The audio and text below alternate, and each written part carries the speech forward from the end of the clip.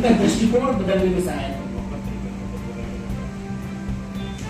हमारे इंदौर के साहित्यकार हैं श्रीमान कृष्ण बिहारी जी पाठक, इनकी काफ़ी सारी पुस्तकें आई हुई हैं, कई पत्रिकाओं में इनके लेख आते हैं। इनके मन में आया, इन्होंने लगातार मुझे देखा होगा व्यंग चित्रों में, व्यंग चित्र जो मेरे आते थे, तो इनकी विचार था कि इस प्रकार का एक पुस्तकाकार आए और उसका एक संकलन हो। कई और भी सुधी लोग थे, उन्होंने भी ये कहा था कि इसका एक संकलन होना चाहिए। तो ये मेरे मन में आया। इससे पहले जब मैं व्यंग चित्र बनाता था तो तात्कालिक घटनाओं पे होती थी, यानी आज उस व्यंग चित्र का महत्व है और कल उसका अधिक उपयोग नहीं है। जैसे अखबार पुराना हो जाता है तो रद्दी हो जाता है, तो व्यंग चित्रों में भी कई बार ऐसा होता है, यदि आपने किसी घटना के ऊपर बनाया तो वो अगले दिन फिर वो उसका कोई महत्व नहीं है। लेकिन जब इन्होंने मेरे से लगभग 1 वर्ष पहले कहा था कि इस प्रकार के व्यंग चित्र का पुस्तकाकार होना चाहिए, तो मेरे मन में आया। तो उस प्रकार के कुछ, जैसे इसमें 7 खंड है, तो उसमें एक खंड है दिन विशेष का। तो कोई यदि उत्सव है या कोई दिवस है, उसको छूता हुआ कोई व्यंग चित्र बनाया तो वो सर्वकालिक है, वो हमेशा उसका उपयोग है। इस प्रकार से मैंने व्यंग चित्र बनाना प्रारंभ किया। कई घटनाएं भी इस प्रकार की होती हैं, तो वो घटना से जुड़ा हुआ भी है, लेकिन उसका जो एक तरह से परिणाम है या उसका जो उद्देश्य है वो दीर्घकालिक होता है। इस प्रकार से रचना के पुस्तक की रचना तैयार की। मेरा प्रश्न बिल्कुल यही से है कि आपने बताया भी कि 7 खंडों में इस पुस्तक को बांटा। अब व्यंग्य चित्र होता तो एक जैसा ही है, दिखने में भी बिल्कुल एक जैसे आम भाषा में लगता है, उसमें कुछ पंक्तियां लिखी होती हैं, लेकिन इसमें मैंने देखा कि आपने पुस्तक को 7 खंडों में बांटने के साथ साथ उसे किसी को राजनीतिक नाम दिया, किसी को आर्थिक नाम दिया, किसी को दिन विशेष नाम दिया, किसी को राष्ट्रीय दिया, किसी को सामाजिक दिया। तो इसके पीछे की क्या सोच रही है? इसको अलग अलग खंडों में क्यों विभाजित करना? इसके खंड सारे आप अलग अलग कैसे देखते हैं? व्यंग चित्र केवल हास्य उत्पन्न करने के लिए नहीं होता है, कई सारे उसके पीछे उद्देश्य रहते हैं। और व्यक्ति जैसे कोई पुस्तक पढ़ता है, मान लो चुटकुलों की किताबें पढ़ रहा है, तो उसका दिमाग फिर वही चुटकुलों में रहता है। वो हर किसी की पंक्तियां भी लिखी हुई है तो उसमें वो हाथ से देखने का प्रयास करता है। तो इसमें 7 खंड इसीलिए किए गए हैं कि मान लो आप दिन विशेष पे जा रहे हो या सामाजिक या राष्ट्रीय विषय का कार्टून देख रहे हो, और उसके तुरंत बाद आपने तो गंभीर कार्टून देखा और उसके तुरंत बाद कोई हास्य से जुड़ा हुआ कार्टून देख लिया, तो वो मन बदलने में वो समय लगता है। वो हास्य को देखने के बाद अगले कार्टून में भी हास्य को देखने का प्रयास करेगा। कोई शिक्षा के ऊपर यदि कोई है तो वो शिक्षा के बाद अगले कार्टून में शिक्षा को देखने का प्रयास करेगा। इसलिए उसका 7 अलग अलग खंड बनाए हैं।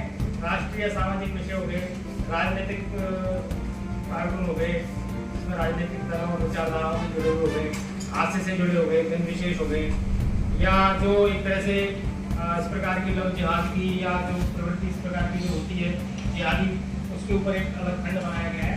तो कार्टून देखते देखते अगले कार्टून में भी वो उसको वही वैसा ही कुछ दिखाई दे, इसलिए उसके साथ खंड। अब मेरी थोड़ा जिज्ञासा और बढ़ गई कि मैंने जब इस पुस्तक को पढ़ा तो पेज संख्या 134 से खंड 6 का प्रबोध था। उसमें एक जगह हमारे एक पेज पर हमारे देश के पूर्व राष्ट्रपति डॉक्टर APJ अब्दुल कलाम जी का बालों का चित्र है बना हुआ, और उसके मध्य भाग में एक दीप प्रज्वलित है। तो मैं सोचता हूँ कि इसमें कौन सा ऐसा व्यंग्य आपको दिखा? मुझे देखने के बाद बड़ा लगा कि तो मेरा मन में ये सवाल है कि ऐसा क्या व्यंग्य है इसमें, और फिर उसमें आप क्या संदेश देना चाह रहे हैं? अगर ये सभी श्रोताओं को और पाठकों को हमारे पता चले तो इससे एक अच्छा मैसेज है। डॉक्टर APJ अब्दुल कलाम, उनकी एक पहचान हो गई थी बालों से, तो केवल एक बालों से ही वो व्यक्ति की पहचान हो रही थी, और उनका स्वर्गवास हुआ था। एक देश के लिए बहुत बड़ी क्षति थी, क्योंकि हम तो मजहब और सबसे ऊपर उठ के देखते हैं, तो उसके नीचे दीप जलाना यानी किसी को श्रद्धांजलि अर्पित करना। तो उसमें व्यंग्य ना देखा, केवल चित्र देखा, भावनाएं देखें। तो ये शायद हमारे लिए संदेश की बात है, हम उनको श्रद्धांजलि दे रहे थे, वहाँ व्यंग्य नहीं है। इसका मतलब ये है कि व्यंग्य चित्र केवल व्यंग्य ही नहीं प्रदर्शित करते, वो साथ में संदेश देते हैं। कुछ व्यंग्य चित्र संदेश देने के लिए भी होते हैं। इसी में मेरा एक और प्रश्न है, अंतिम पृष्ठ अगर आप पढ़ेंगे तो इसमें एक पंक्ति लिखी हुई है कि और उसमें चित्र एक पत्नी को दिखाया गया है, पति जी सो रहे हैं और पत्नी उनसे कहती है कि उठो प्राणनाथ, व्हाट्सएप चालू हो गया है। पुस्तक का अंतिम पृष्ठ एक बड़े व्यंग को दर्शाता है। तो मैं जानना चाहूंगा कि अंत ऐसा ही होना चाहिए, यह आपको कितना संतोषजनक लगता है? अब यदि 10-15 वर्ष पहले की बात करें तो हमारा जो दिन होता था वो कौतुकताना, इसके पीछे क्या आपका सोच रही है या क्या जो लिखने के प्रति आपके क्या अनुभव रहे वो भी आप हमें बताएं। श्रीमान धर्मेंद्र जी।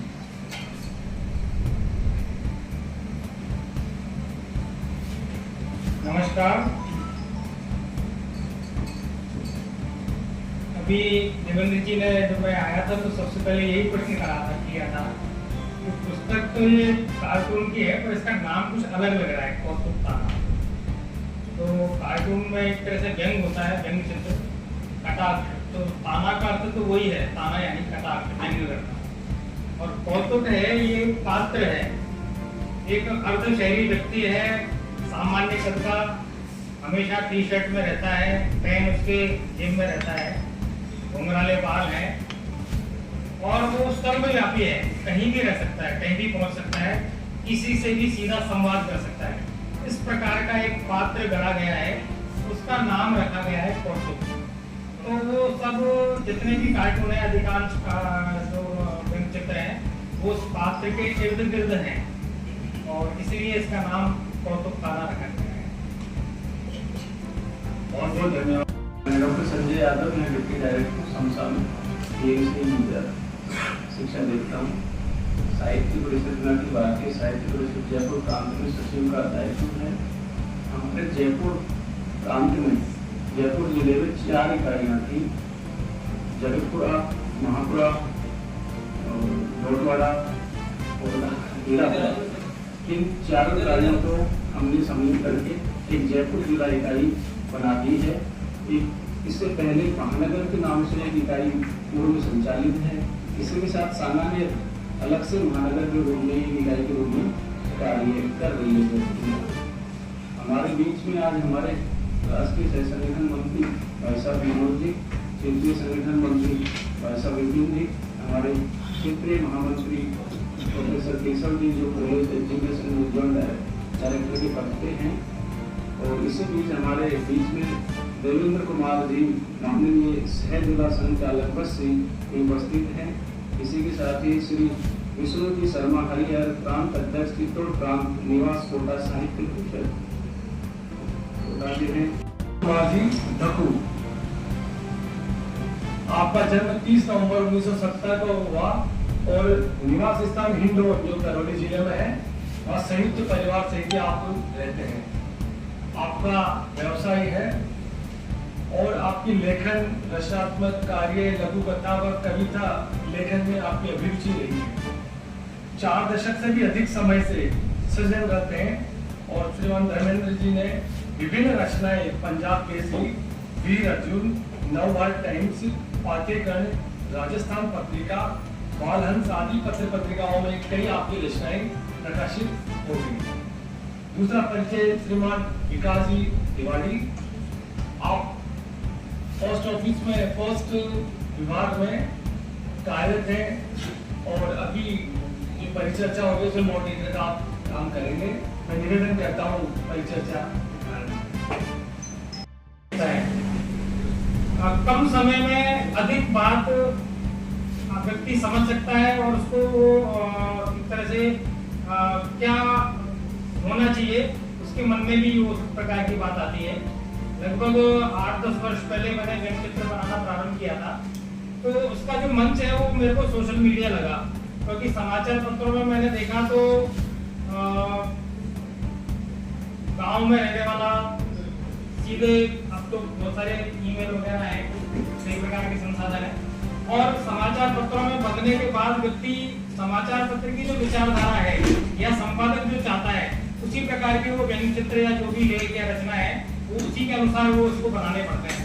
लेकिन सोशल मीडिया का स्वतंत्र मंच है, जो आपको मन में आता है, जिस प्रकार की आपके मन में कोई विचार आता है वो आप उसको उसी प्रकार से प्रकट कर सकते हो।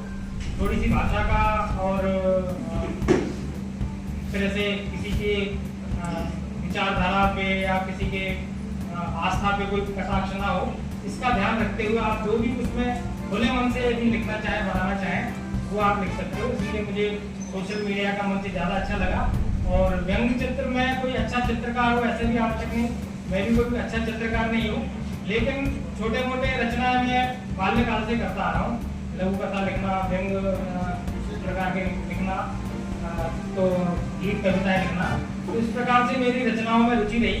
तो व्यंग्य चित्र मुझे ज़्यादा सशक्त माध्यम लगा, इसलिए मैंने व्यंग्य चित्र बनाना पड़ा। जिससे संबंधित कुछ प्रश्न होंगे और हम सबकी जिज्ञासा होगी, शायद आप लोगों ने भी पढ़ा होगा, और हमारी जिज्ञासा और आपकी जिज्ञासा शायद समान होगी, कुछ और होगी तो उस पर भी हम आगे चर्चा करते रहेंगे। जब मैंने इस पुस्तक को पढ़ा तो इसमें देखा कि इस समय व्यंग्य चित्र पुस्तकें लगभग गायब सी है। आप मार्केट में जाएंगे बहुत कम पुस्तकें देखने को मिल रही हैं। और इस व्यंग्य चित्र पुस्तक को पढ़ा तो मैंने देखा कि इसमें बदलाव लाने का बहुत सारा प्रयास किया गया है इस पुस्तक के माध्यम से। साथ ही इसमें जो चित्रों को उकेरा गया है वो बहुत ही जीवंत है।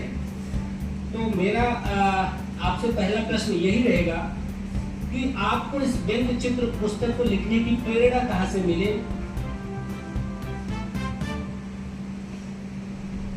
इसमें लिखने जैसा कुछ है नहीं, जो कुछ है वो देखने जैसा है, थोड़ा बहुत पढ़ने वाली बात है। ऐसा नहीं है कि कार्टून की पुस्तक की योजना बनी और अचानक मैंने कार्टून बनाना प्रारंभ कर दिया। पिछले 8-10 वर्षों में कई सारे कार्टून बनाए जो ऐसा लगा कि हाँ ये संदेश देने वाले हैं, सार्थक हैं। इस प्रकार के कार्टूनों का संग्रह करके और इस पुस्तक की रचना की गई।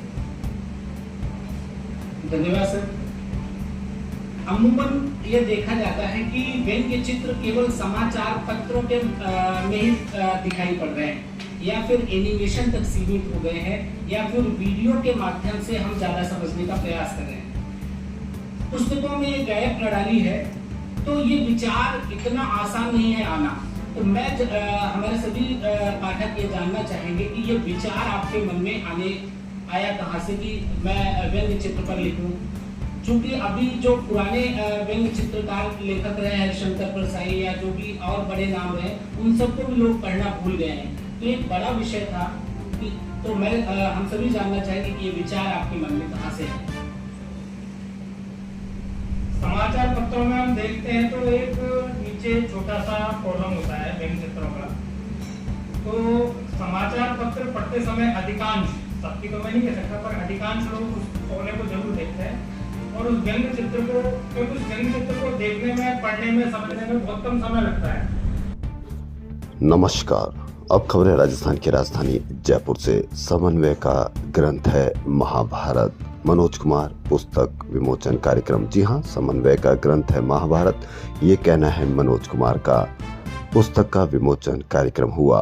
अखिल भारतीय साहित्य परिषद जयपुर राजस्थान की ओर से शिक्षा संकुल परिसर में पुस्तक विमोचन एवं परिचर्चा का आयोजन किया गया।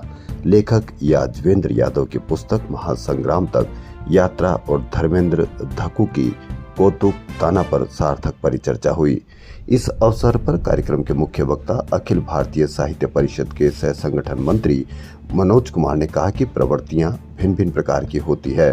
बुराई कभी असुरों, कभी कौरवों, तो कभी कलयुगी वैमनस्य के रूप में हमारे सामने आती है। आज का महाभारत इसी वैमनस्यता के विरुद्ध है। आप चाहे इसे जो नाम दे सकते हैं। लेखक यादवेंद्र ने महाभारत के पात्रों को लेकर जो विवेचना की, यह एक प्रकार से महाग्रंथ का सार है। उन्होंने कहा कि महाभारत ही हमारे महाकाव्य गीता का जनक है। इसकी महत्ता आज भी प्रासंगिक है।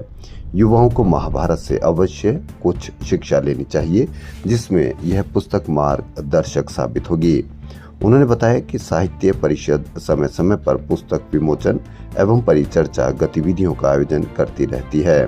धर्मेंद्र धक्कू की पुस्तक रेखा चित्र के माध्यम से संदेश देने का उत्कृष्ट उदाहरण है। कौतुक ताना पुस्तक के लेखक धर्मेंद्र कुमार से चर्चा विकास तिवाड़ी ने की। तिवाड़ी ने विभिन्न विषयों और सामाजिक मुद्दों को लेकर पुस्तक पर संवाद किया एवं पाठकों के प्रश्न जाने। गीतांजलि गौतम ने महासंग्राम यात्रा काव्य के कृष्ण कर्ण संवाद सर्ग का वाचन किया। कार्यक्रम के प्रारंभ में अतिथियों का सम्मान पौधा देकर किया गया। कार्यक्रम के दौरान साहित्य परिषद के प्रदेश संगठन मंत्री विपिन, साहित्य परिषद के प्रदेश महामंत्री केशव कुमार शर्मा, विभाग मंत्री विकास बागड़ा सहित कई साहित्यकार एवं पाठक मौजूद रहे। तो ये बड़ी खबर, समन्वय का ग्रंथ है महाभारत, ये कहना है मनोज कुमार का। तो खबरों में फिलहाल इतना ही। यदि आपको हमारा चैनल पसंद आए तो लाइक, सब्सक्राइब और शेयर अवश्य करें। धन्यवाद।